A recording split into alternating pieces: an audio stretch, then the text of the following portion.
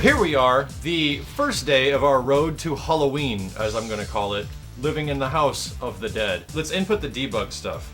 Let's have you do that really quick. In order to get to there's a debug mode because this game doesn't actually have red blood. I don't know why the hell they didn't do that. Red blood was one of the hypest things about House of the Dead original. That's what made it so, like, fantastic. And you actually have to input a code on a Saturn controller, and Simmons here is gonna tell us what the hell the code is. The code is LRRLLR. Hold L and R. Press start. So stage 1, our blood's already defaulted to red. What can you change the blood color to? Isn't it like purple? Green, blue, purple. Yes. Let's go with red.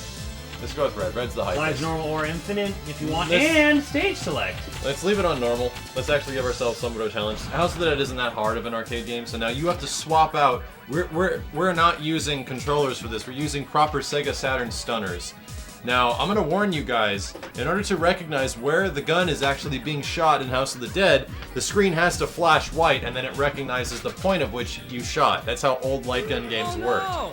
For anybody that's watching this, I warn you right now, if you're in a dimly lit room, turn on some lights, and if you have epilepsy problems, don't look at the screen. Let's go. Others are still inside. Save them. I'll save them, no problem. All your dead bros, it's okay. We got this. I got the one on the left, you got the one on the right. Help! We did it. We did it. It's okay. It's okay. It's okay. Are we swap spots? Am I on the left? Okay, no, I'm on the right. You're on the right. Okay.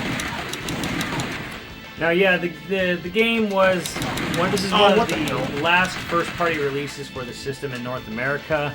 One of the last 4 games that ever came out for the system, and yeah, I mean, obviously the game couldn't hold up graphically to the arcade. What's funny, like Virtual Cop looks better than this. Virtual Cop 2 looks better than this. Yeah, more or less. It's more just because I think there was because think of it this way: Virtual Cop, you shoot a guy and he goes into a generic stun animation and then flashes and disappears. This game had body parts. I mean, when you shoot a guy, he goes into bloody chunks. You can see eyeballs fly out. You were actually telling me that story, like when you first saw this game in the arcade, how it's like this ridiculously visceral game. Yeah, just like unbelievably violent. Because like we'd seen the kind of cheesy digitized graphics like Mortal Kombat. Yeah, like Lethal Enforcers and stuff like that, you know. But like this one was like zombies, so it was kind of like an extra added gore factor. It was like a horror, like an R-rated movie. You know, when I grew up, all horror movies were R. There was no such thing as a PG-13 horror movie. It like was unheard of. It didn't really happen. So to me, it was like, oh my god, it's like an actual horror movie, and they're actually displaying it in an arcade, and kids are gonna walk around and see it and be It was freaked like out. that because most of the arcade versions of this game defaulted to red blood. Yeah. And it was. I remember seeing it for the first time, and it was like, holy crap! Like you're blowing people away with a gun in the arcade. And back in like 1998 or something like that, when this game came out, that was pretty brutal.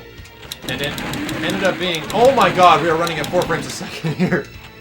Yeah, the frame rate is my biggest issue. It's like, the game itself is hurt by the fact that the system just can't handle it. Even Virtual Cop 1 runs at a pretty solid 30. I'm actually impressed with the fact that they're able to get this game to run on the Saturn. I mean, like, yes, it's funny because you can actually see where there's less, like, seams in the polygons on the Saturn version. Like, characters have sort of, like, invisible torsos, you'll notice. You notice the polygon seams, yeah. No, wait. There's a girl behind this thing. You stupid woman, what are you doing? But at the same I have time, a gun! It's almost kind of, to me, it's almost kind of quaint, looking at, like, these really pixelated bad 3D graphics and what they were trying to accomplish and what they did. And the thing is, it is functional. It does work. It's not as fast as the arcade, but it still works. It does. It's still obviously one of the most. And it's just the game itself to a testament. Like House of the Dead 1 is honestly one of my favorite games of all time. I honestly think it's one of the best light gun shooters to this day, and it kind of still shows, even in its kind of like total gimp form. Oh my god! Oh my god! He was winding up to the pitch. Thank you. You are so messed up looking, woman. Oh, there's a health life over there. That might only be a 2-player. Literally, here's how I got good at House of the Dead. Back in the day when I was playing Marvel vs. Capcom 1 in arcades, there was always such a huge line to play the game that I could literally do an entire run-through of House of the Dead 1, which takes about like 20, 30 minutes, and still have time to like be in line. Like my quarter was still lined up to play Marvel. So I just played House of the Dead 1 like all the time. And I got so damn good at the game, I got to the point where I can beat the whole thing with saving everybody and not taking any damage. Are you okay? And there's a special room at the end if you do that. I had no idea when I did it. And it quickly became my favorite shooter of all time just because of how, like, your trigger finger and all that stuff, man, it's awesome. Suck it, you big, dumb, virtual on reject. He's Temjin, that's what he is. Oh my god, oh my god! Look at making his freaking heart barf. Yeah, well, I'll let you take care of this part. I'll give the viewers a break. On the eyes. It is a little rough, I know.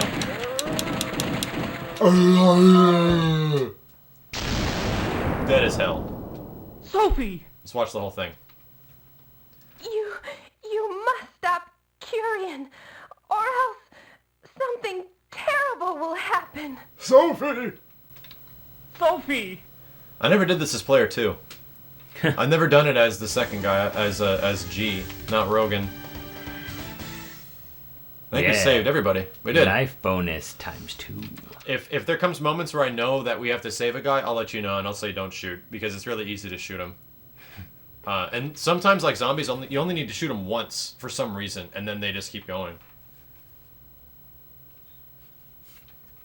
Revenge! Oh my god, look at that sweet wall, dude. Look at that sweet wall! I don't even know what's happening. Oh god! Look at that boy. Down is better. Rip! Get ready though. Green dudes. That, you know what? Wow. Even to this day, when I play this game in the arcades, it's still not hard not to get hit there. It's still ridiculously hard. But down is easier. Sup, bro? Bye. The dude was just in a drive-thru and he's like, "Where's my tacos?" And he gets shot in the face. Freddy Krueger's. Isn't that nice?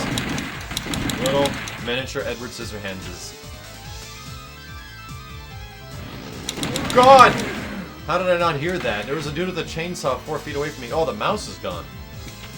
There's like a mouse eating cheese in the arcade room there. Yeah, Saturn cannot afford the luxuries. Of mice eating cheese. You know, little things. Of small graphical details. Got him. Thank you. Oh, Ooh, I think she likes you. Sweet. It's no problem. This is what Wait a this minute. is what I do. Where'd that axe come It from? hit me anyway. Suck it, Freddy. Get the hell out of here. Oh my god. We're good. Head off, he's still coming. So you think things still come when you blow their heads off? Yeah. Yeah, that's what happens in the land of Sega. Snake with an orgasm. Ready? Wait for it. Ah, my chest! Thank you.